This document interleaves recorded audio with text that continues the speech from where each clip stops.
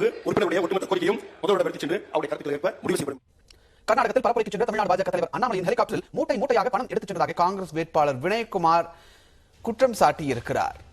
கர்நாடக மாநிலத்தில் 224 தொகுதிகளுக்கும் வரும் மே 10ஆம் தேதி ஒரே கட்டமாக வாக்குப்பதிவு நடைபெற இருக்கிறது.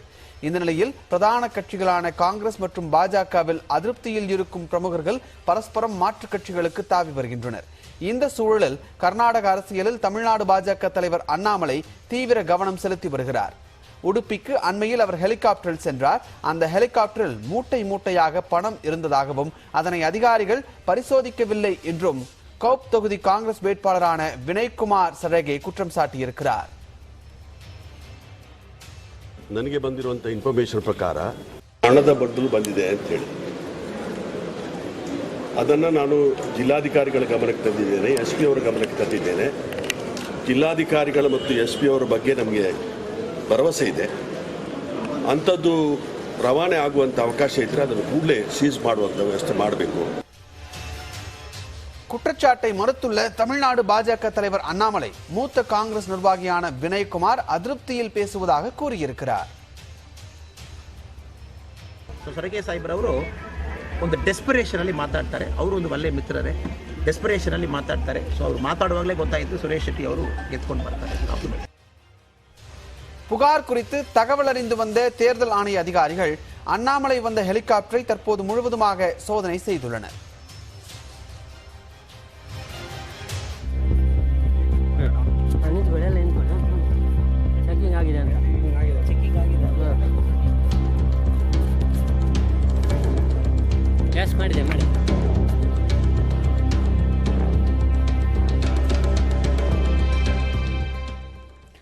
இந்தியாவில் முதன்முறையாக ஆப்பிள் நிறுவனத்தின் விற்பனையகம் மும்பையில் திறக்கப்பட்டது. அந்நிறுவனத்தின் தலைமை செயல் அதிகாரி டிம் குக் விற்பனையை தொடங்கி வைத்தார்.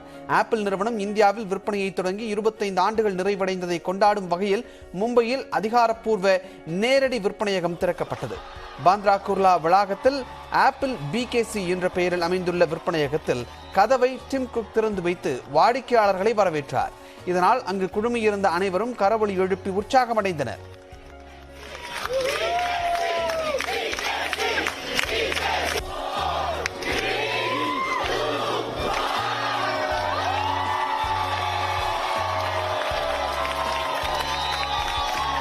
அமெரிக்காவை போன்று இந்தியாவிலும் ஆப்பிள் போனை வாங்குவதற்காக காலை முதலே வாடிக்கையாளர்கள் நீண்ட வரிசையில் காத்திருந்தனர். டிம் குக் விற்பனையகத்தை திறந்து வைத்ததுமே வரிசையில் நின்று கொண்டிருந்த வாடிக்கையாளர்கள் அவருடன் செல்ஃபி எடுத்து மகிழ்ந்தனர்.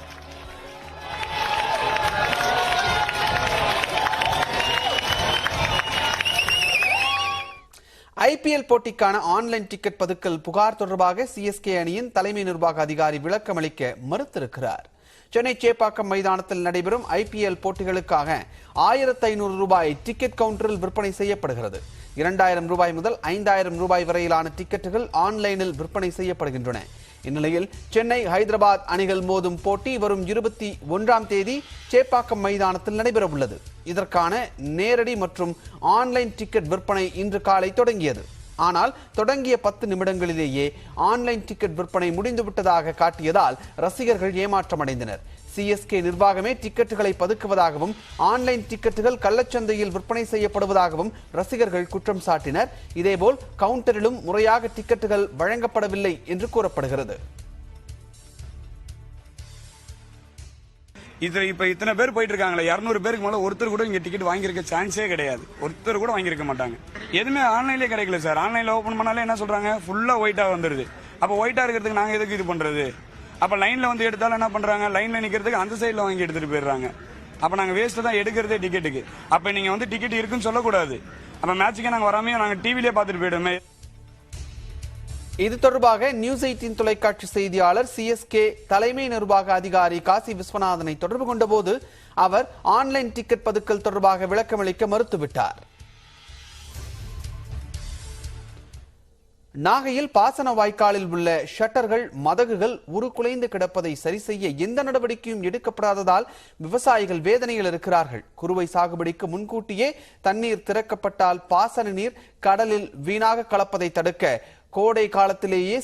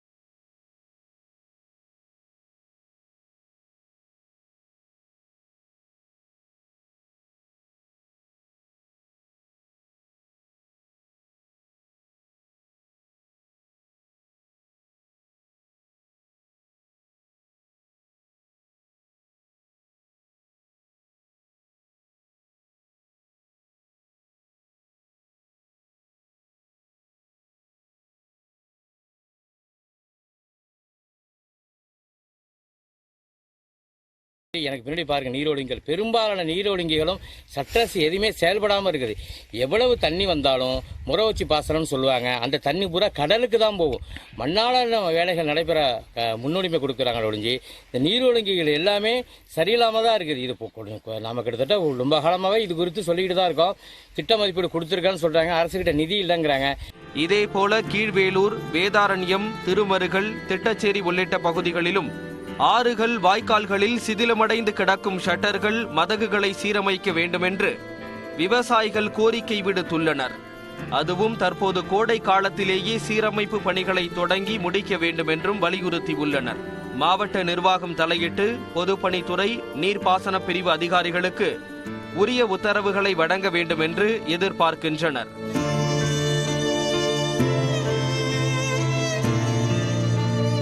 தற்பொழுது இந்த பணியை விரைந்து முடித்தால் மட்டுமே முழுமையாக பாசனீர் சென்றடைய ஏதுவாக இருக்கும் என்பதே ஒட்டுமொத்த டெல்டா பகுதி விவசாயிகளின் கோரிக்கையாக உள்ளது. நியூஸ் 18 தமிழ்நாடு செய்தி தொலைக்காட்சிக்காக நாகையிலிருந்து செய்தியாளர் பாலமுத்துமணி. இந்நிலையில் இதுகுறித்து பொதுப்பணித்துறை அதிகாரிகளிடம் கேட்டபோது சீரமைப்பு மற்றும் மறு கட்டுமான பணி மேற்கொள்ள வேண்டிய ஷட்டர் மற்றும் மதகு குறித்து கணக்கெடுப்பு நடத்தியுள்ளதாக கூறினார். அதன்படி நாகை மாவட்டம் முழுவதும் 33 பணிகளுக்காக சுமார் 16 கோடி ரூபாய் மதிப்பீட்டில் பணி மேற்கொள்வதற்கான திட்ட மதிப்பீடு அரசுக்கு அனுப்பி வைக்கப்பட்டுள்ளதாகவும் அதற்கான நிதி ஆதாரங்கள் கிடைக்கப்பெற்றவுடன் பணிகள் தொடங்கப்படும் என்றும் தெரிவித்தார். மேலும் விவசாயிகளுக்கு பாசனத்திற்கு தேவையான தண்ணீர் தடையின்றி கிடைக்க அனைத்து முயற்சிகளும் மேற்கொள்வதாகவும் சிறிய அளவிலான சீரமைப்பு மற்றும் பராமரிப்பு பணிகளை தற்போது மேற்கொள்ள இருப்பதாகவும் அவர் விளக்கமளித்துள்ளார்.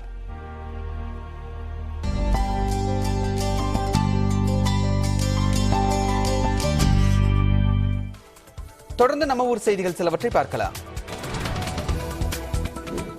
ரம்ஜான் பண்டிகையை முன்னிட்டு சிவகங்கை மாவட்டம் திருபுவனம் வார சந்தையில் ஒரே நாளில் 1 கோடி ரூபாய்க்கு மேல் ஆடுகள் விற்பனையாகின.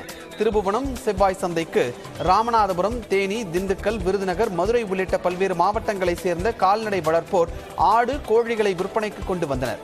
எடை அதிகமுள்ள கிடா ஆடு ஒன்று 15,000 ரூபாய் முதல் 20,000 ரூபாய்க்கும், குட்டி ஆடுகள் 5,000 ரூபாய் முதல் 8,000 ரூபாய்க்கும் விற்பனையாகின.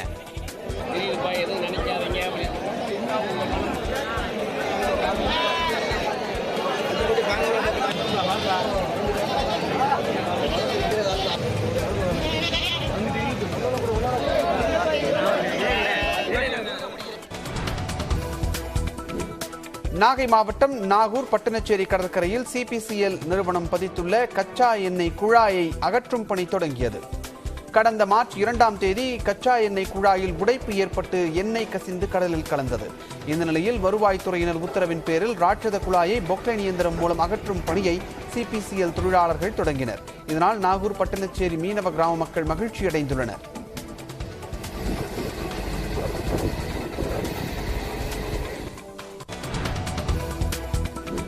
தஞ்சாவூர் மாவட்டம் பாபநாசம் அருகே மயான வசதி ஏற்படுத்தி தரக்கோரி சாலை மறியலில் ஈடுபட்ட மார்க்சிஸ்ட் கம்யூனிஸ்ட் கட்சியினர் காவல்துறையினர் கைது செய்தனர். ஆடுதுறை, விசித்திர ராஜபுரம், கலைஞர் நகர் ஆகிய பகுதிகளுக்கு சுற்றுச்சுவருடன் கூடிய மயான கட்டிடம் கட்டித்தரக்கோரி 50க்கும் மேற்பட்டோர் சாலை மறியலில் ஈடுபட்டனர். போக்குவரத்துக்கு இடையூறு ஏற்படுவதாக கூறி மறியலில் ஈடுபட்டவர்களை கைது செய்து தனியார் மண்டபத்தில் அடைத்தனர்.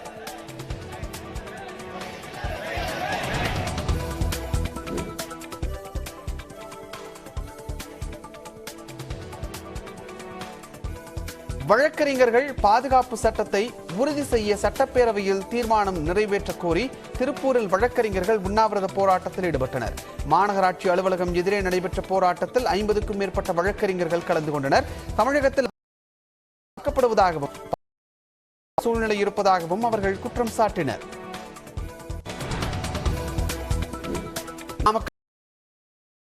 பூர்வீக சொத்தை மோசடி செய்து ஆண் நண்பருக்கு விற்றதாக மருமகள் மீது மாமியார் புகார் அளித்திருக்கிறார். முத்துக்காளிப்பட்டி பகுதியில் வசித்து வரும் போனதால் அவருடைய சொத்தை மனைவி சுகந்தி பராமரித்து வருகிறார். இந்த நிலையில் சேலத்தை சேர்ந்த சுந்தரராஜனுடன் சுகந்திக்கு பழக்கம் ஏற்பட்டு 6 கோடி ரூபாய் மதிப்புள்ள சொத்தை 11 லட்சத்திற்கு விற்றதாக அவரது மாமியார் அனுஷ்யா குற்றம். இது தொடர்பாக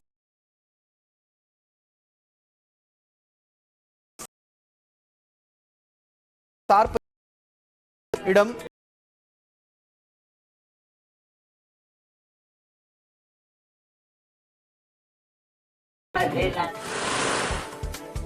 ஒரிஜினல் பத்திரம் எங்கிட்ட இருக்குது.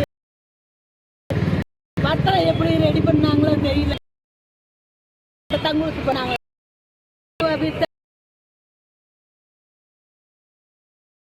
கையெழுத்து வாங்கி அவனை அடிச்சு வளர்த்து கையெழுத்து வாங்கினாங்களா என்னமோ தெரியல. திருவண்ணாமலை மாவட்டம் ஆரணி அருகே ஏரி மணல் கடத்திய லாரியை பிடித்த உதவி ஆட்சியர் காவல் நிலையத்தில் ஒப்படைத்தார். அத்திமலைப்பட்டு கிராமத்தில் உள்ள ஏரியில் இருந்து மணல் கடத்தி எடுத்து ஆய்வு சென்ற ஆட்சியர் தனலட்சுமி குறைவால் காலமான முன்னாள் அமைச்சர் ராஜேந்திர பாலாஜியின் தந்தை உடலுக்கு சிவகாசியில் அதிமுகவினரும் பொதுமக்களும் அஞ்சலி செலுத்தி தவசலிங்க ஆசாரி வயது மூப்பு காரணமாக உடல்நலம் பாதிக்கப்பட்டு மதுரை தனியார் மருத்துவமனையில் நேற்றிரவு உயிரிழந்த நிலையில் உடல் திருத்தங்களில் உள்ள வீட்டில் வைக்கப்பட்டிருக்கிறது. இவரது உடல் பாதை வசதி இல்லாததால் வயதானவர்கள் நோயாளிகள் மிகுந்த சிரமத்திற்கு ஆளாவதாக பொதுமக்கள் கவலை தெரிவித்திருக்கின்றனர். பாரதி நகர் பகுதி பாதை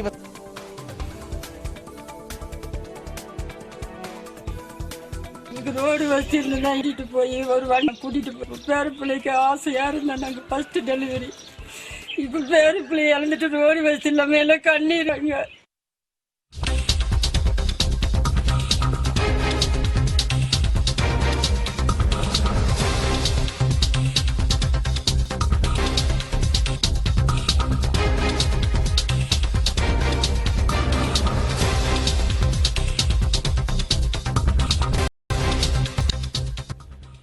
விஷ்ணு கடலூர் மாநகராட்சி ஆணையராக கிருஷ்ணமூர்த்தி செயல்பட்டு வருகிறார். இதேபோல் மாநகராட்சி மேயராக மேயர் சுந்தரி என்பவர் செயல்பட்டு வருகிறார்.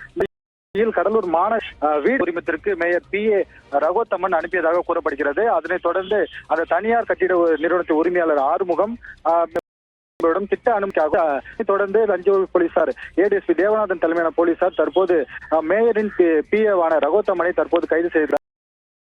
கடலூர் மாநகராட்சி வீடுமன் கைது செய்யப்பட்டிருப்பது பெரும் சர்ச்சையை ஏற்படுத்தியிருக்கிறது. நன்றி பிரேம், உங்களுடைய தகவல்களுக்கு. பிரச்சனை ஏற்பட்டதால் இளைஞர் விஷம் குடித்து தற்கொலை செய்து கொண்டார். ஸ்ரீவாஞ்சியத்தை சேர்ந்த அபிநயா தம்பதியின் குழந்தை உள்ளது. எதிர்ப்பு தெரிவித்து மயிலாடுதுறை மணல்மேடு அரசு கல்லூரி முன்பு இந்திய மாணவர் சங்கத்தினர் ஆர்ப்பாட்டத்தில் ஈடுபட்டனர். வகுப்புகளை புறக்கணித்து போராட்டத்தில் ஈடுபட்ட 100க்கும் மேற்பட்ட மாணவர்கள் முகலாயர்களின் வரலாற்று பாட புத்தகத்தில்